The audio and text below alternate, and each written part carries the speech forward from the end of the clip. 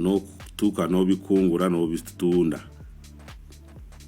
nibifuka memmere nono yebuza bino lwaki kasoli gwe basimba omupya kilo yagumu 2.5 ate kilo yono gwe tuba tugyemu onusu 8 ate mezi bulandi wagumu walukuye mu 2 ate kasoli kilo ono kasoli gwe bakubye 12 mwaga tusiriwalirako mwagala tuzza mu kyalo mwagala kola ki mweba motivational speaker ababeera ku TikTok ne mugamba mbu enkumi terimba mu abalimba kati abantu mbabuli bino bisawo birabo biri 10 mulimu emitwalo nga 7 emitwalo 7 giri wano bina dola emitwalo 7 tema lwaki kasoli gwe basimba enkumbi terimba bwebo olimira mu bungi kituufu lwaki kilo ya kasoli ya 8 kuva ku mulimi naye maize brand nebera ya 12 akawunga ne kabera ka 2.5 naye gwogenda kusimba mu kilo ya gumu 2 kati soka webuuze ogambe bisawo ebiri awo biri bisawo 5 bivamu 7 walimako kilomeka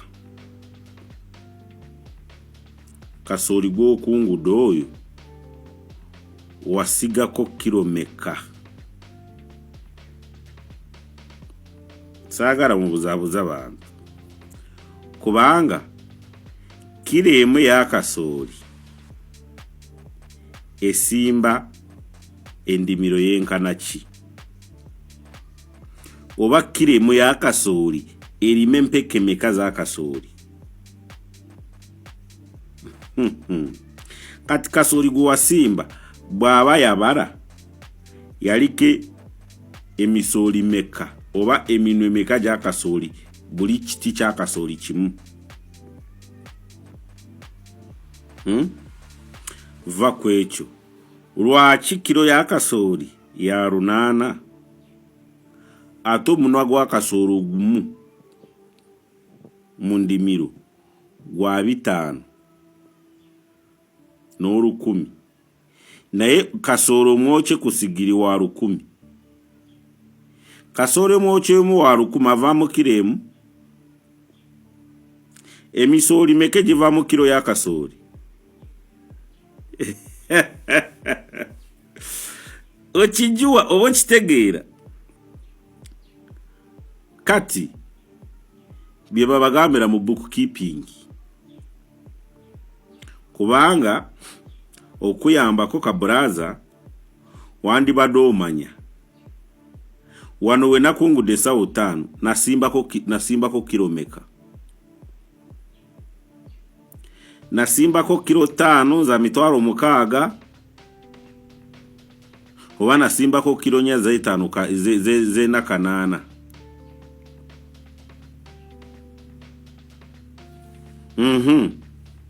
nateeka mu meka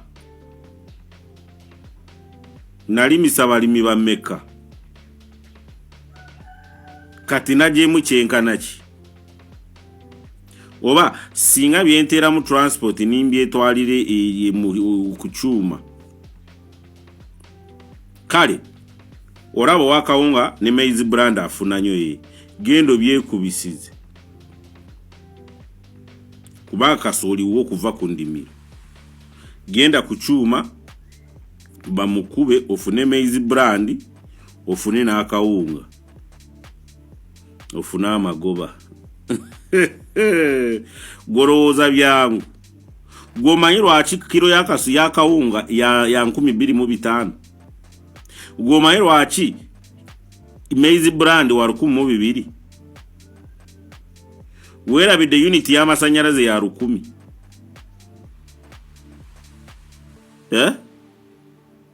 ante ebyuma bikozesa amasanyalaze bikuba kawunga ne maize brand. Tobimanya ebyo. Weerabidde ng'ekyuma kisasula musolo. Kisasula nemma. Ate abakozi ngani kabera ka 2,500 naye gwogenda kusimba mu kilo yagumu 2 kati soka weebuuze ogambe bisawo ebiri awo biri bisawo 5 bivamu 7,000 walimako kilomeka kasooli gw'okungudde oyo wasigako kilomeka.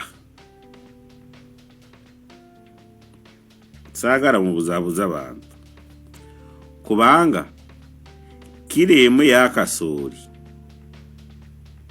esimba endimiro y'enkana ki? Oba kilo emu y'akasooli erime empeke meka z'akasooli? Kati kasooli gwe wasimba bw'aba yabala yaliko emisooli meka oba eminwe meka gy'akasooli buli kiti ky'akasooli kimu? Va ku ekyo lwaki kilo y'akasooli ya 8 ate omunwa gw'akasooli ogumu mu ndimiro gwa 5 n'olukumi naye kasooli omwokye ku sigiri wa 100. Kasooli omwokye omu wa 100 avaamu kilo emu? Emisooli meka giva mu kilo y'akasooli?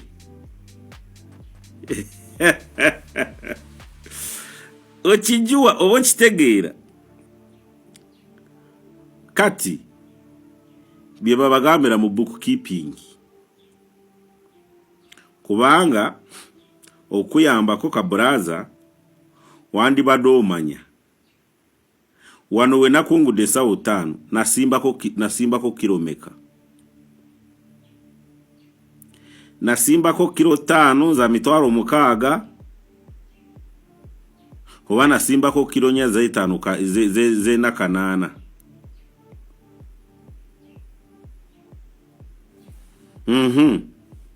Nateeka mu meka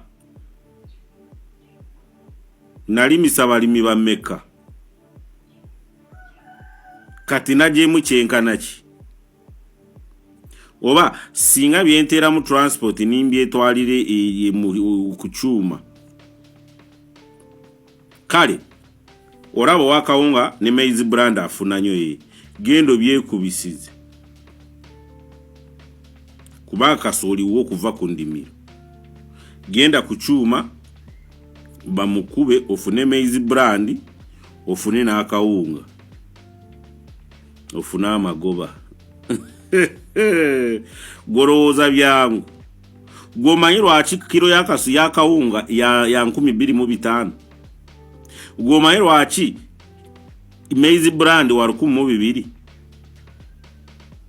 Weerabidde unit y'amasanyalaze ya 10,000?